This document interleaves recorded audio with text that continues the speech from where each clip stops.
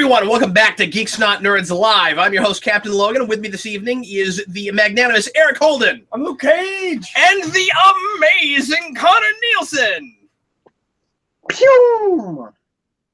Now that Connor is here, we have better Nielsen ratings. So let's go ahead and jump right into our show tonight. We're going to talk to you for the next hour about lots of fun stuff. We're going to open with our general topic of discussion. Our topic tonight comes from Carl Maxey, who asks, why doesn't the government do something about Gotham City after years of criminal activity and destruction? Can't they see that it's cursed?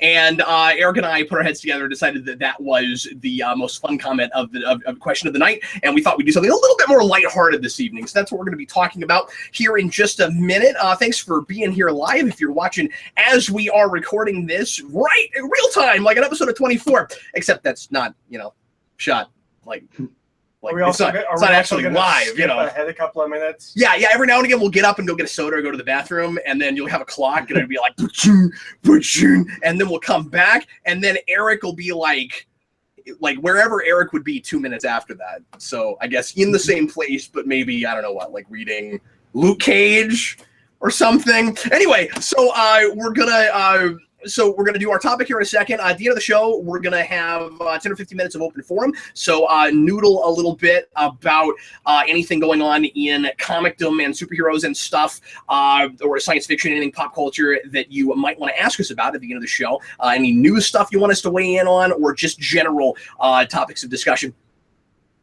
And let's go ahead and get into our regular general topic, shall we? Gotham City. And we'll talk about whatever Batman continuities come up, because of course, this is an issue in most of Batman things. The idea being that he is in a really exaggerated and corrupt city. There's not a city in the world that is as bad off as Gotham City. At least that's not a third world country or something. It's Detroit times 20. It's New York City times 45. You look at L.A. in the 30s and Chicago in the 20s and 30s. I think that's really what we're going off, is like the Al Capone era of. Absolutely, yeah. And so it's even kind of stuck in the past now, because we don't have the kind of crime, that exact flavor of it that we had back then. Certainly, there's still organized crime, but we like to play with the flavor of organized crime that you had in the 20s and 30s, because it's hard for writers not to glorify that a little bit. Yeah. I think, and so it's kind of fun to go, and of course there's some glorification of it going on as it was happening, in the Capone era. Yeah. As you mentioned, the first thing that comes to my mind naturally, of course, is No Man's Land. That's the one place I can think of where we've really dealt with this. And I mean, like, it's, there's always to do something about this and stuff. And the idea is often, well, we need Batman in order to keep the peace, but then, the peace isn't really being kept, is it? Like, it's sort of more of a police state than anything. When I saw this question, the first thing I thought of was, it's the prologue of the No Man's Land novel, which is written by Oracle to her dad if she doesn't make it out of No Man's Land. And she runs down like the statistics where she's like, violent crime, Gotham City is #1, corruption, Gotham City is, like, it runs down like 4 different things, and Gotham City is #1, all of them. And then it's no surprise that when it was hit by an earthquake, that the government just disavowed the entire city.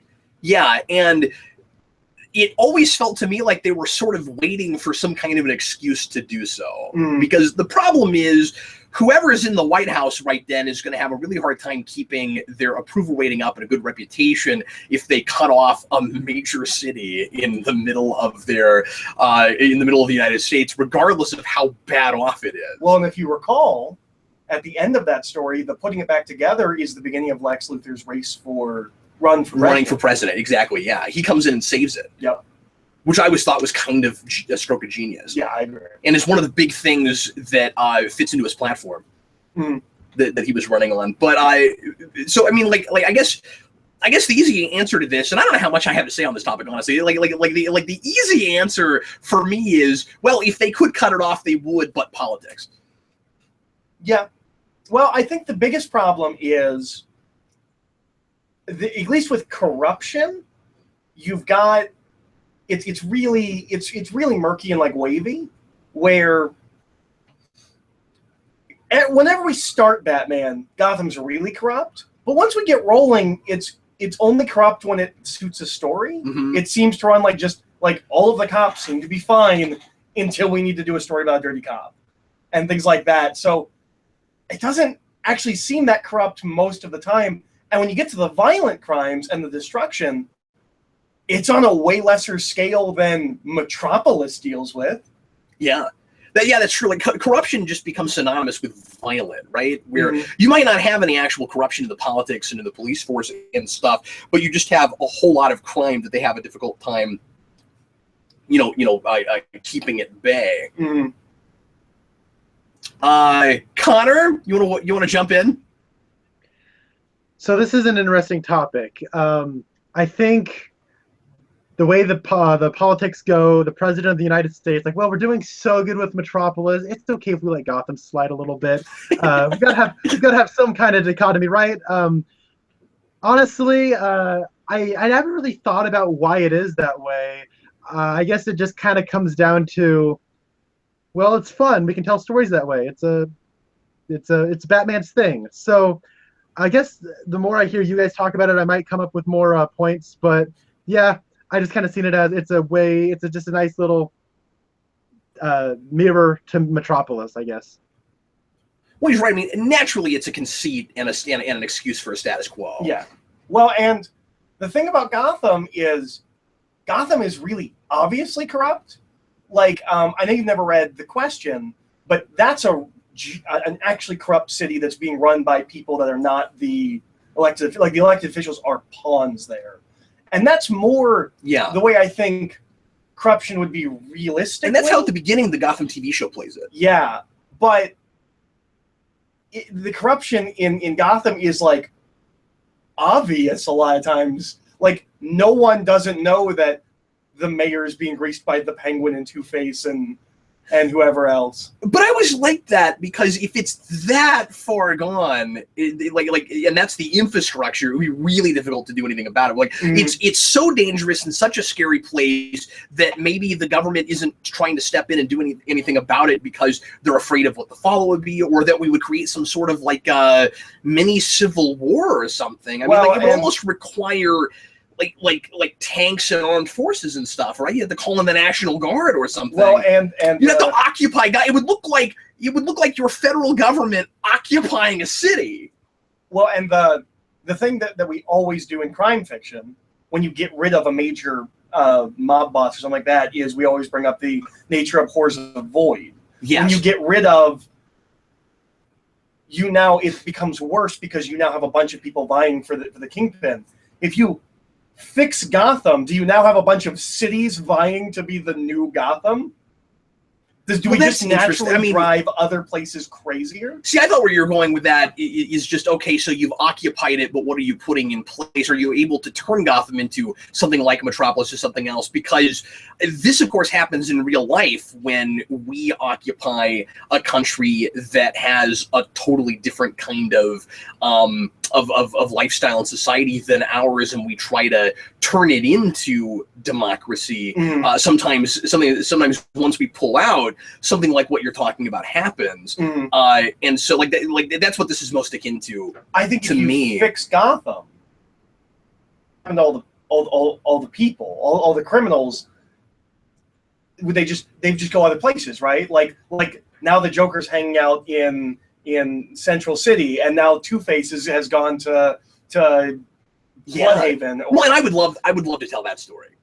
Well, right? It'd be really cool to where you do almost the inverse of No Man's Land, where it doesn't just get cut off, but we force everyone to leave. We make it like a TNG episode where the Enterprise comes in and takes everybody off the planet, and Gotham is now like not just No Man's Land, but a ghost town. It's totally empty, and nobody's allowed to be there. We put a force field around it or something, right? We build a wall, and then we take everybody out of it. We spread them across the United States, and so then the U.S. becomes like slightly more like Gotham, everywhere, and all we've done is ruined our country just a little bit more. Everywhere. Yeah. And that would be, a shades of gray. There's no right answer kind of story. What do you really do about that problem when it's that corrupt? And people have talked about this with real life Detroit for years. Where it's just like it's so violent, it's so corrupt. What do you do? Well, and I don't actually know how much police corruption is in Detroit. I've never looked that much into that actual city. I don't know. I just know it's really violent. Yeah, I just know that it, like the police have a difficult time keeping the peace. The peace, yeah. But the thing about Gotham, this is a thing that viewers that don't read the comics won't really have any or understanding of, really. But the thing about Gotham is Gotham's really bad. But we are told numerous times that it's the city right next to it, Bludhaven, or Bludhaven, as it's written, is way worse. It's way more corrupt. It's way more violent. And we're not doing anything about that. Yeah, and we don't see people kind of like Bludhaven in all of the peripheral and adaptations of Batman things or DC things is always just one of the many background cities that will occasionally mention to kind of throw a bone to fans, right? But you're right, in the comics it is more violent, so you wonder, why do we write all of these stories about like the soul and the pulse of Gotham if it's an evil place? And we don't really do that with Bludhaven. It's just again, to Connor's earlier point, the notion of the conceit, so that your character has a setting that matches the personality of that character. Bludhaven has to be an even more violent place, but then when you go back to Gotham, there is no worse place than Gotham. Well, there is an inherent paradox. I think part of the idea, as far as the continuity goes, I think part of the idea with Bludhaven is okay. We get it. It's got an umlaut. Move on. I'm pronouncing it correctly. Yeah, but no one else. Right. But we're also talking about screen things at the same time. Nobody pronounces it like that. Move on. What's a bigger city? Gotham's bigger than Bludhaven, right? Yeah. It's got it too. Right. It's got. And I don't know where it even is in relation. Like, is it still it's on like the coast? Right next door. Like, it's right. But is it an island? I don't know. Okay. Gotham's not always an island. I'm sorry, we don't have a map in front. Yeah, but contemporarily it is. Contemporarily, I think it's almost always an island. But the thing with what I think is what we're supposed to get from Bludhaven is that Bludhaven is Gotham before Batman. When did they destroy it? Manos just said they destroyed it at some point. Bludhaven? Yeah. Yeah, that's an Infinite Crisis. That's why we haven't seen Bludhaven in like a decade now. Oh, weird. And they never brought it back. So it's just like Coast City, except we talk about Coast City. Yeah, we go back to that. We don't mention. That's why Nightwing went to New York for a while. Okay, but it could have been, and he's been in a couple other places since then, I think. I don't know where he is right now. But it could have, I'm not sure either. I'm reading the most recent issue tomorrow, so maybe I'll find out there. Maybe they'll tell me what the setting is. But it's and Coast City could both easily have been brought back in 52. Well, and they might have gotten rid of Bludhaven because it's redundant. Yeah. Okay. Its only defining feature is it's Gotham, but worse. So I think you blow up Bludhaven because there's no redemption there. Gotham is a big place and it attracts a lot of optimism, and then people get hit down by it and they become susceptible to corruption. But there's still optimism there to be had. There's still excitement to be had to try to rebuild the city. So there's that little shred of light that's going through all the darkness, and that's why you can't blow it up. But the thing is, I also think that the reason the politicians don't want to clean it up is because, that's where their shady dealings can go down. They're like, let's send it all over to Gotham. And then, oh man, that darn Gotham, it's so corrupt. Oh, gee whiz, we'll do something about it. But that's why you can't get rid of Gotham, because the politicians are using it for their shady dealings, and then the optimistic people are going to come on in to try to save it. So that's why it's always kind of like a constant war between the mostly corrupt and the few good, and that's what's going on, I think. That's what's going on. You can't blow it up. And that made me think of this. Do we ever take people from other cities, like psychopaths, and throw them in Arkham? Because Arkham could be a reason that we keep Gotham around, too. I don't think so. Unless they get captured in Gotham, I don't think so. Because when Connor was talking about like going to Gotham for your shady deals and stuff, I wonder if there's not also maybe a little bit of let's I mean, obviously, the real reason is because of long form storytelling. But inside of Gotham stays in Gotham. Inside of narrative, I'm wondering if maybe some of it isn't let's send our problems to Gotham. We almost use it as an unspoken escape from New York kind of scenario. Mm-hmm. Yeah, where they wall off New York City and just drop their criminals there. Yeah. Carl Maxey says that Cap, did you know the architect who built Arkham went insane and was sent there after it was complete? I had forgotten about that, but I remember reading that somewhere. I want to say that's that Snyder mini that he didn't write. Is it that recent? Gates of Gotham, yeah. I think it's Gates of Gotham. I think. Because Snyder does a lot with... Isn't Gates of Gotham where Tynan IV got his his foot in the door with the Batman stuff? Yeah. That's his first mini, really. Heisenberg 85 says, I thought this would be about the TV show. I figured this question meant just like Gotham in general. Oh, I didn't realize it meant the TV show. Well, no, I don't think that's what Carl Maxey meant when he asked the question. Exactly, and because he said just about Gotham City. He didn't say in Gotham. Okay. But obviously we can talk about that some too because you and I watched that show. Mm-hmm. Gotham is interesting because we almost never leave it. We don't really, and I always liked that idea that you have this kind of skewed view of the world from this really heightened, exaggerated place, and you don't really know what the outside of it looks like. And whenever we go there, it's always like real brief and real generic looking. So I don't know what the outside politics. Are you talking about in the show? In the TV show, okay. Yeah. So I have no idea what the outer politics of that is, and if it's not just kind of ignored. Like I get the sense that Gotham is treated like its own city-state almost a sovereign nation, even though it's not. You never hear anybody say anything about federal law in that show. I mean, it's pretty much just its own world, and I kind of like that. So I don't think we could have gotten a whole show out of that with just Gotham, but I thought I'd go ahead and tack that on since somebody was hoping we would talk about Gotham. Now, I wouldn't be surprised if in the Nolan trilogy, if the government does just disown Gotham at the end of Rises, because... Hold on, I gotta read this comment. Okay. That dope channel. Gotham, the series, is allowed to survive because it's the only thing that brings levity to Eric and Cap's strained marriage. I said old married couple last week, and it has stuck. I've been seeing a lot of people in the comments bringing that up tonight. But he took his ring off too. We're not getting along. I had a ring at one point. I'm kidding. I'm happily married. And not to happily divorced. So I had a ring. Anyways, no, with the Nolan trilogy, you should start introducing yourself to people that way. I'm Eric, happily divorced. BI. Yeah. What about those? Sorry. What about the Nolan trilogy? So. The way that it kind of looks to the outside world, and I don't want to get into how muddied that movie is and how corrupt that city is during that movie, because it's not clear. But from the outside looking in, I'd be like, well, this is your fault. You let this terrorist come in and wreck the city. You can clean it up. We don't have anything to do with this. Yeah, he said it's yours, and this is what you did with it. Somebody in the comments earlier said they wondered if Gotham in that movie was worth saving in the first place. In Rises? Well, and that's a question that's brought up in No Man's Land when you have that level of infrastructural damage. Yeah. How much it would cost to put it back together, which...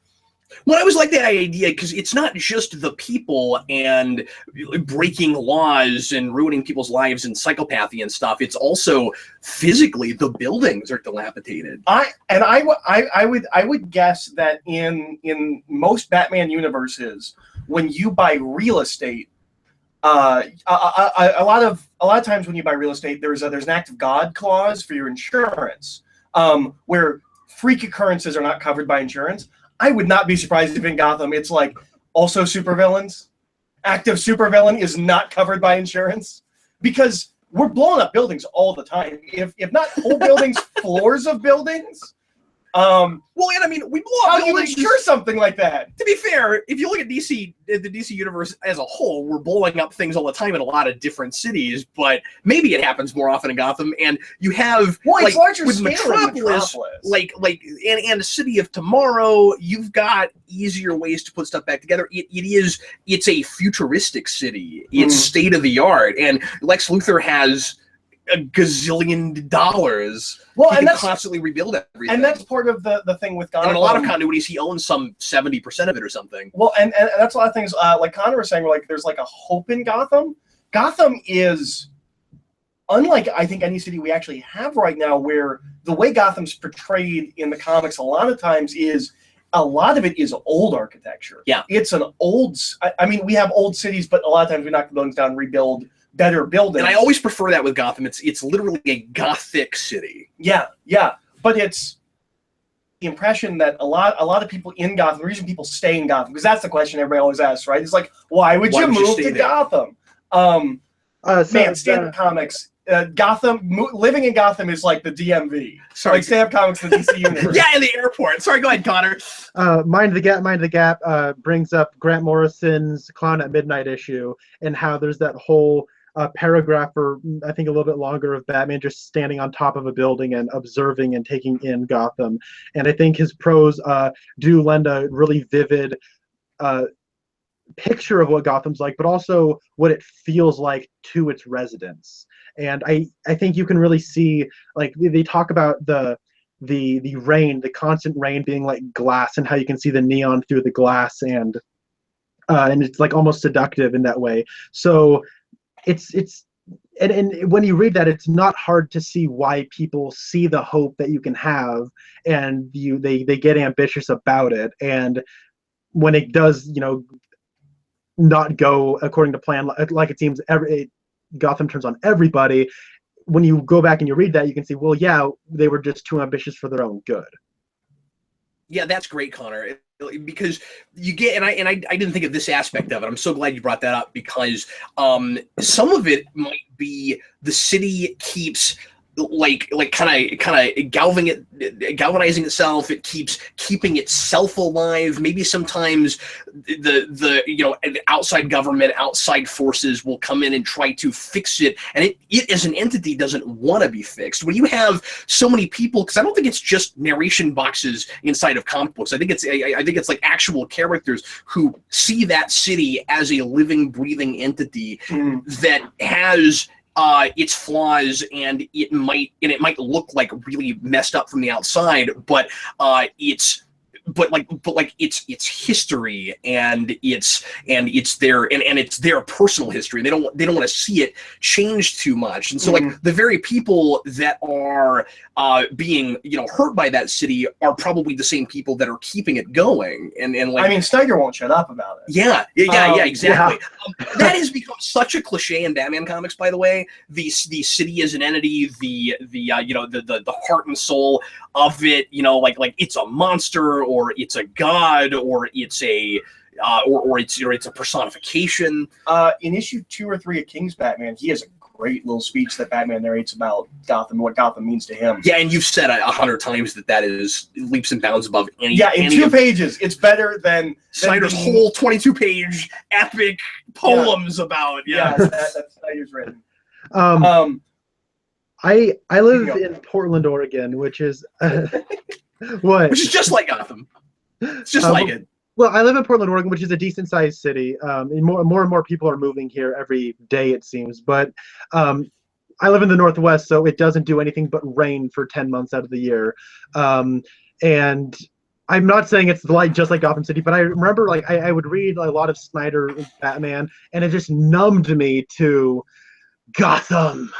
It breaks you down, but I love it anyways. And I just, oh my God, are we doing this again? And like, I'm numb to that at this point. Yeah, I have a hard time analyzing that on any level. I don't care anymore. I don't either. So when I go back and I read Morrison's Batman, it's like when he does that, I don't care. And then I'm reading King's Batman. I know what you're talking about, Eric, but I still just don't care. Gotham, it brings the best out of people, but it hurts you. And I don't care. Shut up. But at the same time, though, when I go into the city and I walk around the streets, there is a weird culture, and like the whole like idea of Gotham being a character has I'm sick of it. But at the same time, I see where it comes from and how writers get inspired to write about it. And I think we can all kind of pinpoint this back to Frank Miller, how he really personifies cities from Sin City to Gotham City to New York City, because he's a New Yorker and he always has that 1980s, 1970s memories of really corrupt, dirty New York City, and he brings that into his writing, and that really revolutionized and turned a lot of people's heads. And so I see where writers get the motivation and enthusiasm to talk about the personifications of cities, because when I walk down the cities and streets, I get a feeling of culture and motivation and inspiration, but everyone approaches it the same way that I get sick of it. Yeah, I absolutely agree with that. Let's go ahead and do final thoughts after I read this question, this comment. Heisenberg85. It's strange that someone like Superman hasn't decided to just move to Gotham. That's something that is covered sometimes, where Superman will come to Gotham and realize that issue in No Man's Land. And No Man's Land is the one I was thinking of. Yeah, where he does not understand that place and realizes that all he can do is force change, and that's not what he does. Superman's about setting an example and getting people to be inspired and make those lasting changes themselves, and it's just not sustainable. He can come in and fix everything, but we'll just be back at this place again. Well, and it's way more of a problem in BVS than it's ever been anywhere else, because it's right there across the river. That's a really good point. Like another issue with Batman, it looks like an extension of it. I mean, it's twin cities. Yeah. Another big issue with Batman v Superman, and this is just a directorial thing, we don't get an establishment shot of Metropolis. We don't get an establishing shots of Gotham. So in my mind, I don't see the difference between these two things. But you are right. One thing though is I think I Am Gotham. It's day and night, Connor. Sometimes like it can be exactly the same time of day, but it's daytime at Metropolis. I don't actually know if that's true. But okay, go ahead. So what you're saying is people go to Metropolis for their day jobs, and then at night they go over to Gotham to sleep. Yes, and get mugged. Even though it's really dangerous to do that there, they're likely to get kidnapped or get something stolen while they're sleeping. But we all need sleep, you know. People that cannot sleep when the sun's outside, they go to Gotham, even with the noise. So the I Am Gotham, the Tom King's first story arc in his Batman, I think did a really good job of explaining why Superman in Gotham is a bad idea. And it's a very well said argument. Manos asks, he says, New York in the 70s, by the way, hi Manos, New York in the 70s and 80s was a big influence on Miller and a lot of street-level comics. New York is a much cleaner and safer city in 2016. Does that affect modern comics? Yeah, absolutely. I mean, we are stuck in the past to a degree. Oh, absolutely. I mean, look at the Hell's Kitchen. Yeah. Well, and in Harlem in Luke Cage looks a little bit more like real Harlem. Well, and it should be noted that with Miller, Miller is not a born and bred New Yorker. He's a farm kid who moves to the city that he has, and so it has this massive impact on him. And he's kind of glorified it, and because of crime films, and he's already fetishized the city before he's even gone there. It's glorifying. It's through a lens in the first place. Which is, I think, what a lot of people do with the big cities. You always hear about the people, I'm moving to big cities. I got big dreams. Big time. I love that Manos asked that question, and I feel like there's maybe even a show in that. But when you look at when you look at modern comics and how throwbacky they are to, we talk all the time about pulp novels, pulp comics, serials, that kind of stuff. How long are we going to be locked in the 20th century? You know, how much will the world change before we start to make it look that big city stuff look more like the world that it is, or is it okay that we're doing like should we keep it? Well, I've got things like that specifically with Batman and James Bond, where like we have technology today that if you put in a James Bond movie, I'm like that's too sci-fi for James Bond. Yeah, it exists, we use it, but it's too far. Especially, again, in Snyder's run. Yeah, it's so far. He's practically a cyborg. Yeah. I mean, he doesn't have technology inside of him, but man, that's why it's practically. The hologram. I feel like I have to. I feel like sometimes I have to qualify things. He's like, no, that was inherent in the statement you made.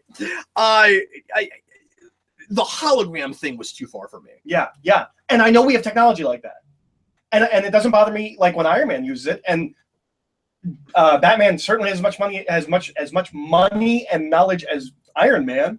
So why does it bother me when it comes to Batman? Because Batman's stuck in really like somewhere between the 70s and the 30s. Mm-hmm. Not the 60s. I know it's between the 70s and the 30s, but it's not the 60s. But because that's a different Batman. Yeah, that's a different thing. But yeah, but Batman really is rooted in that kind of, pulp stuff. Real life gritty, like if you made a real life gritty crime drama, it's different than Batman. Well, I mean, it's the Nolan movies, right? Like, I mean, that Dark Knight is not a throwbacky film. Well, that's true, but it's still timeless. It's still pretty outside of time. But then you get to Dark Knight, and we're using pretty modern cell phone technology and stuff like that. So it's still heightened. Yeah, I mean, I think I don't know if Batman's as much fun if you actually set him now. To me, that's true. That's true. I think there is a lot of fun to be had in Batman Begins and Dark Knight. But I agree. No, I agree. I really like those movies, but I wouldn't want that every month forever. No, that's a really good point. Connor, do you have any final thoughts about this before we move on? That dope channel brought up a good point that I was going to bring up and then forgot about. So thank you. He said that in Marvel's Daredevil show that they're bringing it back to a sleazier place and kind of throwing it back in time because of the Avengers attacks from the Chitauri. So I think that's a pretty neat, if a slightly contrived, like extreme way of bringing it back to that far. Right, no, and I always said that was one of the genius things. About that was great. They have a built-in plot reason for that, because in the comics, Hell's Kitchen has just never grown up like it did in real life. Yeah. Okay, so never mind. Let's go ahead and move on now, shall we, to rants. And who would like to begin? Who would like to complain about something first this week? Eric, you want to do it up? Looking at me? I'm looking at you. All right, my rant this week is about sound and video game systems. I wanted it to just be sound. No, it's sound and video game systems. Can someone explain to me why it is that the volume levels on a video game system when you turn it on are different than anything else you do with a video game? Have you ever noticed this? You mean like a PS4 and Xbox One? Yes. You know what? You're right, because so Eric lives right behind this wall. You see this wall? His room is on the other side. It's the old spawn room, and these are paper thin walls. And every time he turns on his PS4, it's that PS4 music sound effect thing that it does when it turns on, whatever that is, and it's really loud. Yep. But when I put on a movie, it's not that loud. And even I have this with all systems. But different discs have different. Going back to the Wii. Volumes, though, do they not? Well, yeah, but nothing is ever as loud as the system turning on and the moving from like icon to icon on the menu. It's the loudest, like click, click, click. Oh, I hate it. It goes back to at least the Wii. I had it with the Wii. Whenever you're moving over the Wii with the Wiimote, it's like click, click. Oh, it's the worst. It's like it's worse with the Wii because it also jostles the controller. But no, this is obnoxious. Why is it every time I turn on a video game system, it has to be like and then like I watch a movie and it's just regular volume. It's the same thing. Why can't the sound be adjusted to the volume that everything else on my TV is adjusted to? Everyone is making fun of you in the comments right now. Why? It's great. Well, that dope channel wants to know if you're 1,000 years old because he says these are elderly concerns. And the real Mano says, "Damn kids and your loud rock music." I don't mind loud. I mind that it's disproportionately loud. If I turn my TV up and I turn on it's loud, that's fine. Nathan Snyder, it could be worse. It could be the Kinect. Oh, look, tumbleweed. Am I the only one that's bothered by this, by how loud video game systems are when they turn on? I get annoyed by inconsistent volumes too, with other stuff. Like commercials. Like when you cut to a commercial and it's like 5 octaves above the there's no control of that. And that technology exists. We do it with some players. Hulu's player does it. Other players do not do it. where there's a mid-level volume that it's all adjusted to. That's a good rant. I agree. I'm with you. But we're old men. We're an old married couple. Apparently we're old men, but yeah. All right, Connor, would you like to do your rant, sir? Yes. Me and Rasco are going to be covering 6 movies on the next episode of Real Talk Weekly. Is your complaint that there's too many movies? There's too many movies at Oscar time now. Honestly, if we get an overload of good movies, that'll not make up for the crappy year we've had, but it'll help. But we got the nice guys. When I show up to the theater, I work at a Cinemark, so I go to all of those movies at a Cinemark theaters. After the trailers and before the movie starts, you usually have a thing that's, hey, welcome to Cinemark, go buy some popcorn and shut off your phone. Are you doing this rant? Are you doing this rant? Doing this rant? Oh, I forgot you were going to do this. Oh, I'm so excited about this rant. Sorry, go ahead. So for a while now, we've had this thing where all these 20-something, as Kat put it, Glee rejects, they're all sad Glee got off the air, and they show up and they go, ooh, I can't stop me when and then they're like all going around and like acapellaing the new Coca-Cola like jingle, and then they're like doing like the beats of the song with like tickets being ripped and pulling cups out of their holsters and ice and beeps and stuff, and then it reaches like, I mean, it's a stupid jingle and it's obnoxiously like sweet and saccharine, ooh, I'm feeling and it's so cheesy. But then what makes it just kind of get under my skin is when it does a wipe, and then they're in the theater and people are just like sitting in their theater and they're taking up a whole row. It's like 5 or 6 or 7 like high school, college, millennial, really pretty people. Sorry. And they're sitting there and they have this whole choreography thing where they're like passing popcorn across from each other, and the popcorn's going everywhere, and they're throwing back their sodas and they're going like, ooh, I can't stop me when I say that. And they're all harmonizing, and there's like, it's so weird. It's like they're supposed to be performing on a stage, but they're on a giant screen in front of you, and it's abrasive to your ears. It assaults your ears with just the volume of it. And everyone in the theater is just like, ooh, they're on their phones, and like nobody's like paying attention that there's this row of obnoxious teenagers behaving the way that you're not supposed to behave when you're in a movie theater. Like, what? Are you kidding me? Good night. And then you have to watch the movie, and then afterwards, after this thing, it just goes completely silent. It's completely dead. You can hear a pin drop, and every time I've seen it, somebody goes, what? What? Like, it's so awkward, and so, like, we need to change.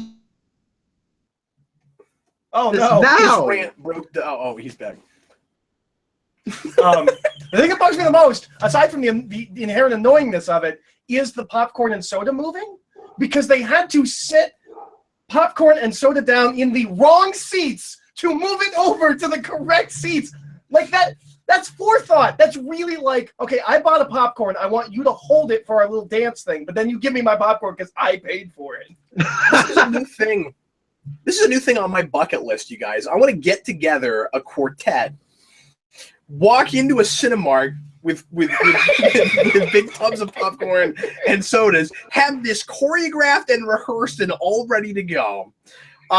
Pre-plant people to make sure we get those seats after everyone else has already taken up all the other seats. Do the obnoxious jingle somehow, or rather have like microphones or something so that we can make it as loud as possible, right? And get thrown out. That's what I want. I want to get thrown out of a Cinemark theater doing the thing that they're, so that I can just be like, I got the idea from you guys. Like your theater like inspired me to do this. So is your rant going to be as old manny as ours is?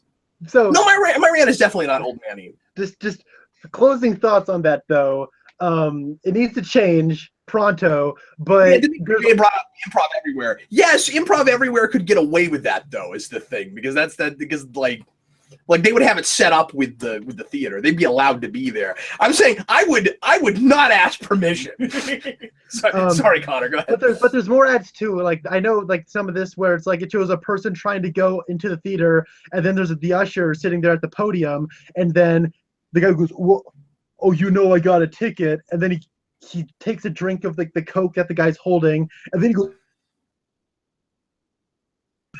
That guy should get fired. A guy should have their ticket when they're going to the movie. It's basic responsibility. Oh, here's my ticket. Now I can go into the movie. And then it shows them like dancing around and whoa, they're all doing the worm. Like, why? Is this like a new trend? Like, look it's millennials doing things you're not supposed to do in theaters. Look how modern we are. It's not cool. No one likes the person who talks in the movie theater. Nobody does. Was Cinemark the theater that said that they were going to make it okay to be on your cell phone during the movie? I think they might have been that. Was it them, Connor? No, it wasn't. It wasn't. It was Regal? No, I'll think of it. It's on the tip of my tongue. I can't think of it because I haven't been to that theater in a long time. I'm sure someone will bring it up. Somebody in the comments, Mystical Green Beanie says, honestly, I think this is just a Portland issue. Y'all are weird on the West Coast. It's not, because we don't live in Portland and we know what he's talking about. Yep. It's Cinemark. If Cinemark Theaters is in your city, you have seen this ad. And Rasco also knows what we're talking about wherever Rasco lives. Yeah, and we discovered we all know this song. Yeah. And he's about an 8 hour south from us. Mm-hmm. So yeah, no, it's not just a Portland issue. It's DMC. Yeah. Anyway, okay, so I'll go ahead and do my rant. We totally agree with Rasco. This rant could come back again in some form. Is Rasco there? What's that? Is Rasco there? No, Rasco's not there. Did I say Rasco? I mean, Connor. I'm sorry, Connor. Connor, I'm sorry I called you Rasco. I don't even know if Connor's still here. Connor, can you hear me? No, I think he's frozen. Oh. Okay, well, I guess I'll go ahead and do my rant. Hopefully he comes back. I was waiting for him to respond, and he looked stunned. Okay, so I thought about maybe saving this for Comic Late Night, but I guess we'll go ahead and talk about it here. And I should have brought the book and put it in front of me. I didn't do that. At the risk of giving away something from Civil War II, in case anybody cares about that, because people are loving that book, there was a revelation in the last issue of Civil War II that keeps coming up in a lot of the books, and it's that so in that book you've got an Inhuman that can read the future, or if you're Tony Stark and Tony Stark's team, you think he reads possible futures, and that you can't take too much stock in what he's saying, and it becomes a Minority Report issue. And we keep having visions of superheroes killing other superheroes, or superheroes dying, things like that. And one of them is Miles Morales' Spider-Man kills Captain America. And there's this big, giant, really good-looking 2-page spread of that happening. And again, I'm not giving away that Miles Morales kills Captain America. It's a vision that has not happened. But you wouldn't know it if you open some of these comics, because they'll give you just the 2-page spread. Hi, Connor. Hey, what's up? Here he is. We're good. I'm doing my rant now. So you'll open that up, and the first thing you'll see, and this happens in Spider-Man #9, the Miles Morales book, and I've seen it in a couple other books too. I don't think it always opens the issue, but like you'll turn a page and you'll see that big 2-page spread with no explanation. Is it always the same art? Like, yeah, it's not like the artist of each book is doing. No, they keep wasting pages with it, which is part of my irritation. But more of it is, we jump right into it, and if you didn't read Civil War II, you would think Miles Morales' Spider-Man killed Captain America. And in that issue, he's missing and on the run because of this, and nobody knows where he is, and it would be several pages before, if you haven't been reading Civil War II, you would realize that this was about a vision and not something. Now, I suppose the preview page at the beginning probably, because I don't always read those when I've been reading a book every month, that probably has that probably explains it. So I mean, like, maybe that's enough, but I just think it's really weird to put that, that as the opening 2-page spray. There's the opening thing you're looking at as if it's happening. You should make it really clear in the narrative, I think, because that like monthly it's not as big of a deal, but that recap page, I said preview page, that recap page isn't going to be there in trade. Mm-hmm. So if you're reading it in trade, you also that it had anything to do with Civil War II until you get a few pages in, or a couple pages in, because we don't do the banner anymore. And there is, I think, an issue of that does have the Civil War II banner. There's a lot of books with the Civil War II banner. Iron Man had it. They just stopped doing them. Weird. And I don't know why. I can tell you why. I can tell you why they stopped doing them. I'm sorry, what, Connor? Sorry. Maybe people just don't care about Civil War II. Maybe that's the problem. Well, yeah, but like you need to know that that's where that was, and that's what you're looking at. I mean, you're absolutely right. People don't, and that's the other problem with this is that it's kind of skippable. Like that whole issue, you really don't even need it. But we stopped doing the banner because Civil War II is supposed to be done. No, I know, and I was going to say that. Okay. But yeah, but the problem is it's still. But that issue is taking place exactly where we are in Civil War II, even though it's late. So it still would have had it. Weird. You'd think. And I don't know how that happened, because that book is not late. I mean, did Bendis write that at the 11th hour? Did he go back and add an X? I wonder if it's a fill-in issue in a weird way. I didn't even think of that. I mean, Infamous Iron Man last month talked about already after the events of Civil War II. Yeah, where Tony Stark is and stuff. Yeah. Anyway, so that's my rant. Not nearly as interesting and entertaining as yours, but we need to stop assuming that everyone is reading the events when you're looking at an ongoing that is not directly tied into it. And at the very least, tell me that on the cover, which we almost always used to do. So anyway, I thought that was kind of weird. Now we're going to go on to Geekiest Thing You Did This Week. And right now in the comments, feel free, if you are watching live, to write down the geekiest thing you did this week, and I'll read some of the good ones. And folks, do me a favor and try not to write too much other stuff besides those so that I can find them. Connor, what is the geekiest thing you did this week, sir? The geekiest thing I did this week was, this wasn't a conversation I had with somebody. This turned into a full staff discussion about what happened. So Fantastic Beasts and Where to Find Them was supposed to be this big movie opening up this weekend, so a lot of people were working the floor in the concession stand, and not a whole lot of people ended up showing up. So a lot of the time, we were just hanging out talking, and we came up with this idea of, so there's a new Smurfs movie coming out next year. It isn't a continuation of the other Sony live action animation conjoined efforts. It's like a reboot, all animated Smurfs movie, and so it's called Smurfs: The Lost Village, and we're selling those golden heart things for charity, and they have Papa Smurf or Smurfette in it. And we got into the age-old discussion of, how are there a bunch of Smurfs? Anyways, we came up with a whole discussion about the Smurf procreation cycle and what our different theories were. And then after that happened for about an hour, we then got into a lengthy discussion on how we could marry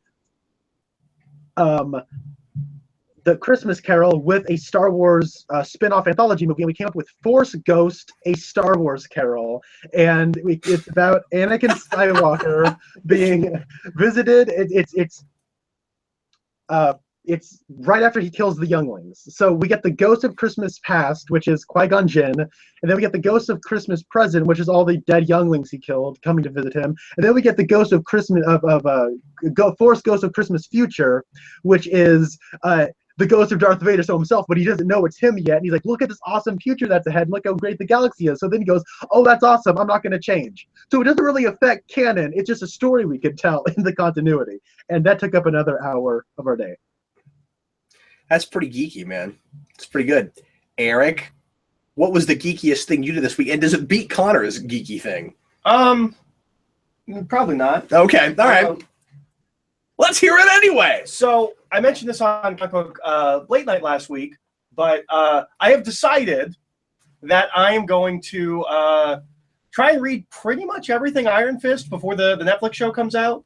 And I started that this week. I've read the Fraction Brubaker Iron Fist stuff a number of times, or a couple of times, and that's all I'd ever read of Iron Fist. I recently reread it. I'm going to read it all. I'm just going to read all of Iron Fist. So I got the follow-up volume, which is what I'm reading right now. I'm about halfway through it, and I'm going to start going back and reading some of the older stuff. So that's the geekiest thing I did this week. Is I started to read all of Iron Fist. He's got to become a mega fan of everything with iron in the title. Sure. Yeah. Are you going to have an encyclopedic knowledge of Iron Fist costumes? Maybe. I am a superhero fashionista. Yeah, I think that's easier. There's not the Iron Man, the Iron Fist suit Mark 43 or anything. Well, I mean, I already know that there's the original costume with the open chest and the collar. Yeah. And there's the Aja costume where it's not an open chest and there's no collar. And then there's that costume, but it's white and gold. And then currently it is black and gold, but it's kind of the Bruce Lee suit from Enter the Dragon. So no, I know my stuff. If you ever decide that you're bored, Eric, and we just don't have enough series on the channel, Superhero Fashionista seems like a great idea for a show. Okay, I'll just talk about the costumes in the upcoming, like the pictures we have of upcoming movies. Mm-hmm. That will be the show where people will totally be able to go nerd. Okay, the geekiest thing I did this week. I think this is pretty darn geeky. I don't know if I can compare it to Connor's. The geekiest thing I did this last week is I bought a game for a system I don't have to put on a system that theoretically was supposed to be backwards compatible so that I could play Galaga with an arcade stick. And I bought folks that know me may know that I'm a big fan of Galaga. Love Galaga. I go to arcades to play Galaga, partly because just the arcade atmosphere, but also because someday I'm going to get a machine in my house. I don't have a lot of room for one, which is why I haven't bought one yet. But this time I didn't like to play it on a port, and I've done a video of my playing that game with a Wii remote, but it's just not the same, and I can't get as far.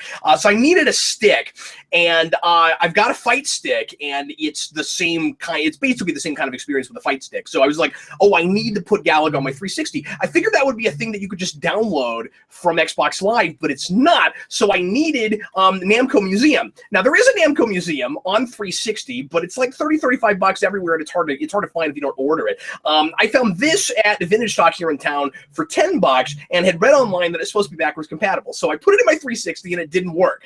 It said that I needed an update, or maybe it didn't know if it was one of those that would actually be backwards compatible. My 360 is not connected to the internet right now because it's one of the older models that doesn't have a built-in wireless adapter and or wireless device. It doesn't have the Wi-Fi, and those back in the day were like $100 for no good reason. They're still like 30 or 40 now, and I've never bought one, so I had to lug it upstairs, connect it to the internet, to my modem, and download the updates. I finally got this thing to play, and I discovered a game on this called Galaga Arrangement that I think I actually like better than Galaga. I've got to do a video on this. It's nuts. There's this update to Galaga that I love now, where there's like different power-ups when you get your double ship. There's different kinds of firepower you can have now. The rules are a little different. It's going to ruin me going back to regular Galaga because of some of the rules that are different. I'll talk about all that when I finally do a video on it. But anyway, I think that's pretty darn geeky, man. You buy a disc for a system you don't even know if you can play it on for a 40-year-old arcade game, 30-something-year-old arcade. Anyway, that's what I did. That's awesome. I love Galaga, and I want to check out that game now. Yeah, you've got to play Arrangement. It's really interesting. It's really super fast. And there's a lot of really cool shapes that all the bugs make. I like the one that does this. Yeah, there's one level where all the bugs are like doing this, and it's really faithful to the original. It just feels like a really good sequel to Galaga. And there's been a lot of those, but it's quite good. Let's see if anybody, and Connor, can you help me out with this too? If you're looking at comments, yes, I am. I want to talk about the geekiest things people did. Nobody did anything geeky this week. Geekiest. Let's see. Here's everything geek.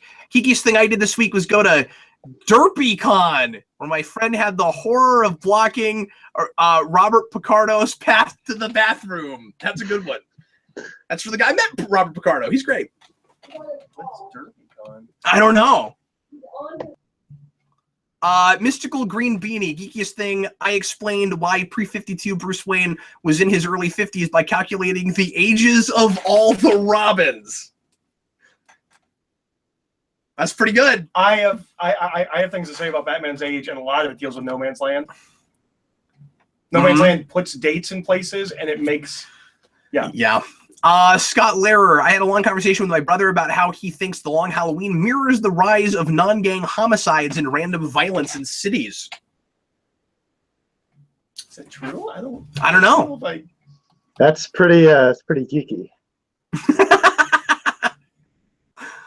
Okay, let's see. Oh, this is good. That dope channel. Geekiest thing I did this week was watching 36 days worth of Spawn Year last night. Thank you. That's great. I love also Spawn. Not geeky.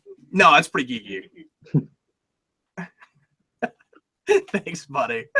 Geekiest thing I did from Media Detective. I beat Dishonored 2 and started rewatching Young Justice. A lot of people talking about Young Justice. I keep getting watching those this week. Asking me when I'm going to make you watch it. Red Letter and watch at some point. Red Letter and Tilly's 2 Star Wars things 2 weeks in a row, which is not surprising from him. Geekiest thing I did this week was debating if the U-wing or the Resistance modded B-wing from TFA is the better troop transport. Yeah, that's pretty geeky. It's not just or Eric would say that's pretty nerdy. It's not just Star Wars. It's Star Wars ships again. Yeah. Yeah, because didn't he say he was looking up stuff on Wikipedia last week? Yeah, to compare a ship that was in one shot of the Rogue One trailer, and yeah. That one's a little geekier than that, that, I think. But okay, let's go ahead and go on now to our open forum tonight for the next 10 minutes or so. We will answer your questions, talk about more topics. I'm totally gonna cease. Talk about more topics that you guys would like us to talk about. And so please start leaving those right now, things you'd like us to chat about during the open forum. I got one right away. Jacob May, what comic story arc would you like to see adapted into the MCU or DCEU that hasn't already been adapted to the big screen? I want to say we did that during the multi-topic. Was it stories or characters? Story arcs. Yeah. I mean, anything at this point, if they could just make their movies resemble the comic books. Oh, you mean for DC? Yeah, for DC. Yeah. Because Marvel, I don't know, my favorite things I kind of feel like are probably going to get hit on. Yeah, in some way or another. And we've talked about Shadowland and talked about how that could be done like in a way better way. Yeah, I want to say that there was some question that I had to pick an Iron Man story arc or something. I think we did with Steve. Or I think Steve pitched Iron Man story arc. This is what you should do for a movie or something like that. Oh, okay.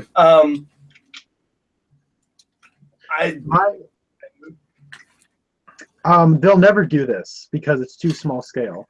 But if DC would just get their ducks in a row and do the Island of Mr. Mayhew Black Glove story arc from Grant Morrison's Batman run, that would be the best thing ever. It's basically just an Agatha Christie murder mystery on an island with a bunch of Batman and a bunch of Batman knockoffs. It is the best story arc ever. But that story requires a lot of history. Like that story works because of 50s Batman comics where every issue Batman meant a different kind of Batman. I know. I don't know if you can do that in a movie. You could really talk about history and introduce readers to history through this movie, and that'd be a cool way to do it. I would love it if they... Sorry. Oh, okay. If they just did like a Batman style, it doesn't have to be the most faithful adaptation. If it's just Batman with a bunch of other vigilantes or goofy characters stuck on an island trying to figure out who's killing everybody, that would be amazing. I would love them to do a Doctor Strange movie where there's magic in it. I think that would be a really cool thing to do. Would you stop that? This is a great question, and I immediately have an answer. Manos wants to know what movies we'd like to see done on the new MST3K. I'm surprised I haven't even thought to talk about that. Well, the rough thing with that, and I am excited about that show, is that they've been doing riff tracks for so long. Yeah. A lot of things that I would think of they've done as riff tracks. Oh, okay. That's my big thing with this entire MST3K is back. I'm like, but it never went. I've had MST3K for years with riff tracks. I don't know. I mean, I'm not as excited about. I guess it's slightly different when you've got the visual component, but you have to like the sketches in the middle. I mean, I do, but the meat of that show is making fun of movies, and I've had that. Like, it's not like that. It's not like I've been like, oh no, why is no one making fun of movies? They're the same guys are still. I don't know the whole catalog of riff tracks, but pretty much every movie ever made has gotten a riff track. Dr. Mordred seems ripe to me. There's one they did do on riff tracks called Abraxas.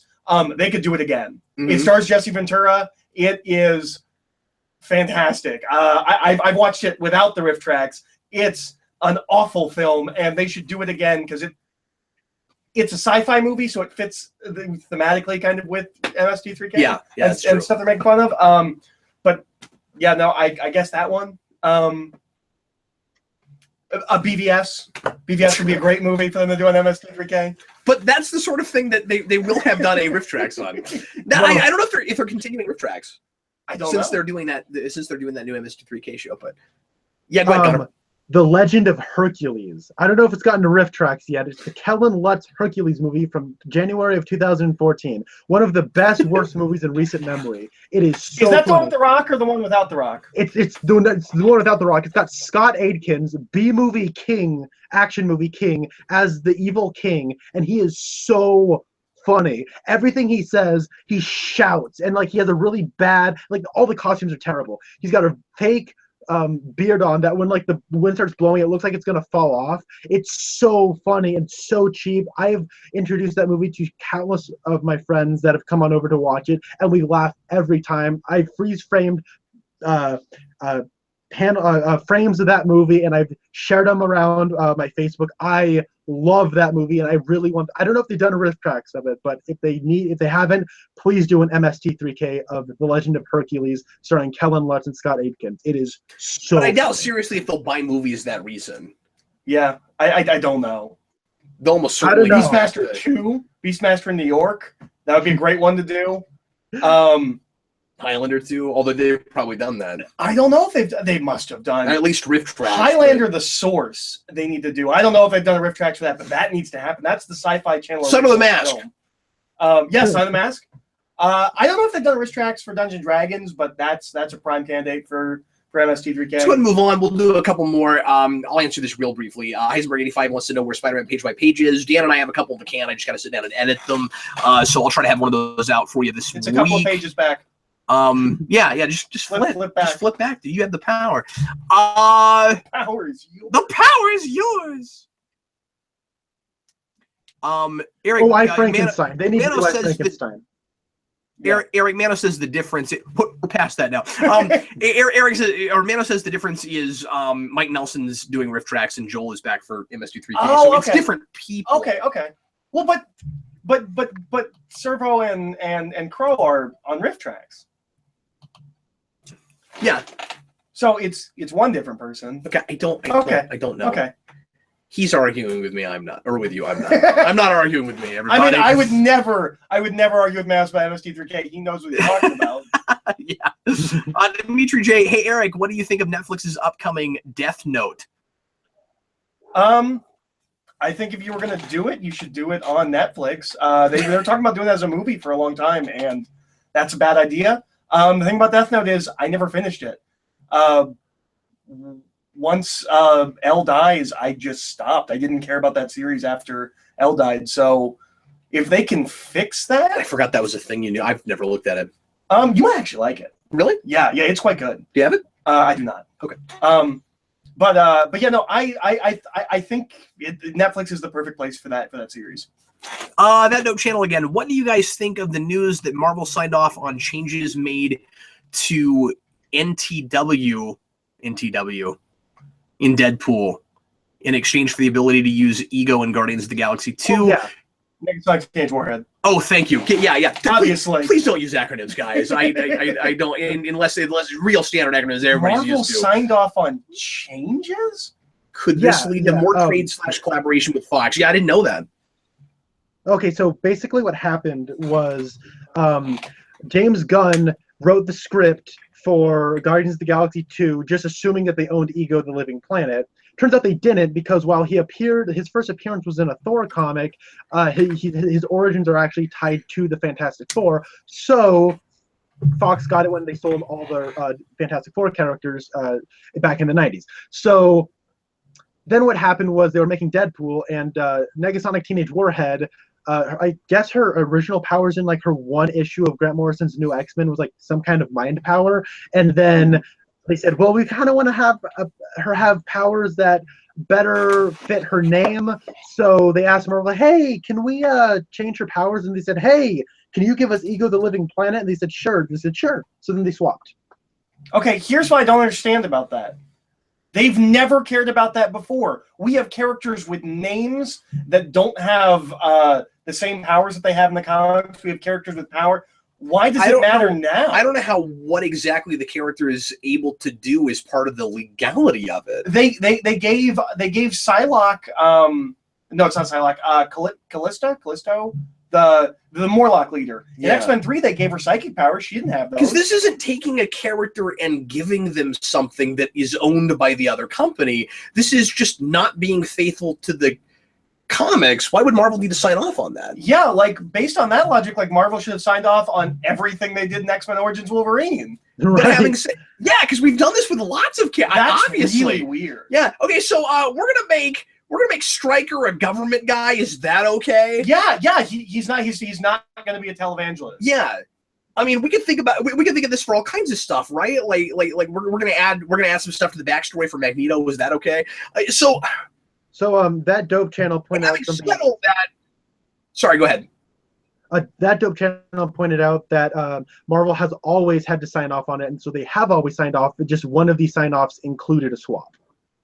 And for once, we found out about it, I guess. Oh, okay.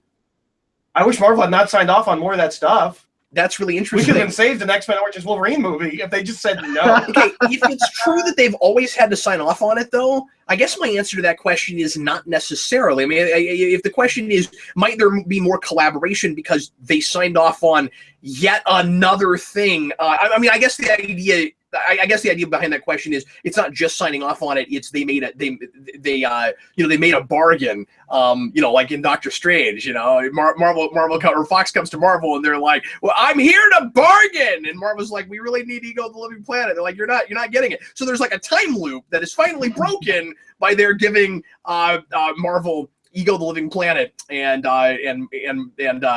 what's strange about this is, so maybe, I guess, why wouldn't Fox just stop signing off? You mean Marvel? Yeah. I mean, why wouldn't Marvel just stop signing off? Just because they have such a rivalry. Yeah. Why wouldn't they just be like, nope, you're going to do it exactly how you have to do it? Well, I guess in this case it was because they really wanted Ego. I know this case, now they're but if they've been doing this all along, going back, I don't understand that. But let's keep on topic and try to answer the question. Maybe that is precedent for something. Maybe. Maybe they'll play nicer together because they could agree on something. Well, and they're never going to use Ego the Living Planet. It's such a small, that's never going to happen. I don't think this is precedent for you can give Wolverine laser claws if we get Galactus. No, and laser claws, yeah. Okay, but I'm okay with that. You would sign off on that? I would sign off on Wolverine's laser claws. You know what? We've seen traditional Wolverine with both the bone claws and the metal claws for well over a decade. Yeah, he can have laser claws this time. It's about time he's got laser claw. Yeah, exactly. But I'm with you.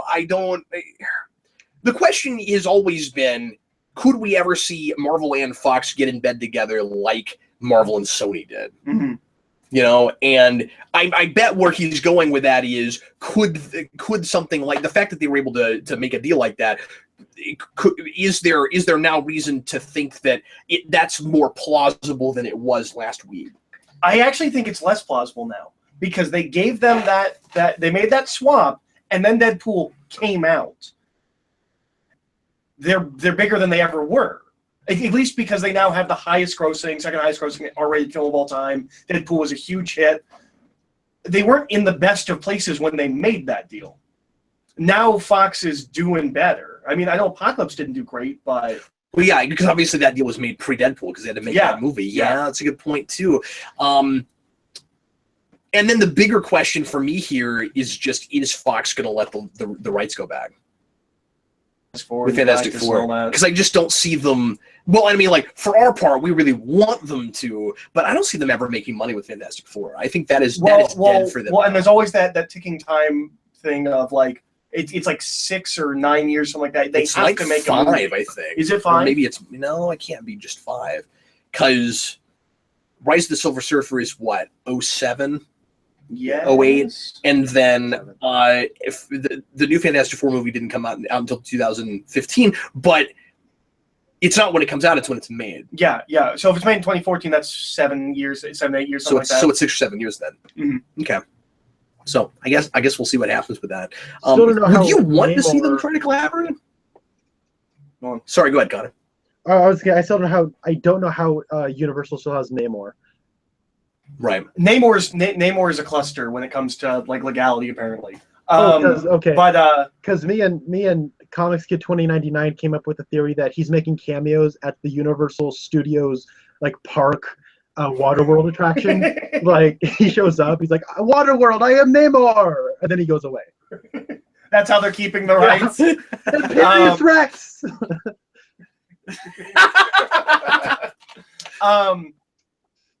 I made your movie 50 times better by showing up. I don't need them to collaborate. I don't even need Fantastic Four. I want them to give back for the Skrull and all that cosmic stuff that Marvel kind of needs right now. I agree 100%.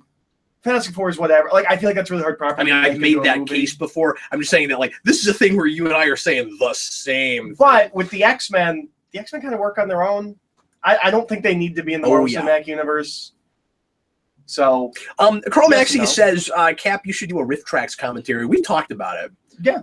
Doing a thing like that. It's hard to do that and not also be insightful. Well, doing a legitimate Riff Tracks commentary would be to write it ahead of time. And Manos and I have talked about doing that. He and I last year were talking about doing a collaboration where we both wrote lines and for a movie and put them together. And we never decided on a movie. We might at some point do that. I've also talked about doing scripted analysis commentaries,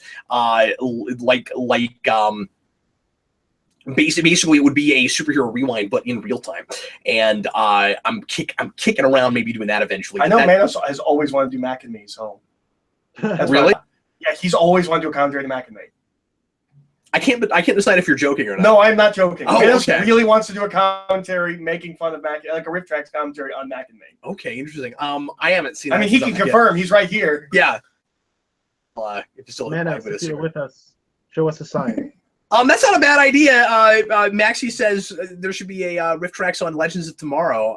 That is not a bad idea. At least like the pilot or one of the worst episodes. But anyway, that's going to be it for us tonight. Everybody, thanks as always for watching Geeks Not Nerds Live. Hope you enjoyed the show. Connor, thanks for being with us, sir.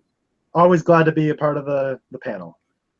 And we will be back with you again at 8 o'clock next Sunday night for another one. Tomorrow night, Eric and I and Lo will be with you at 10 p.m. Central Time for a brand new episode of All New Comic Book Late Night. So come for that. And in the meantime, I was Captain Logan. This is Eric Holden. Luke Cage. And Connor Nielsen. Ciao, everybody. Lots more videos coming for you this week on Geekvolution. Thanks for watching. I'm Captain Logan saying good night. Good night.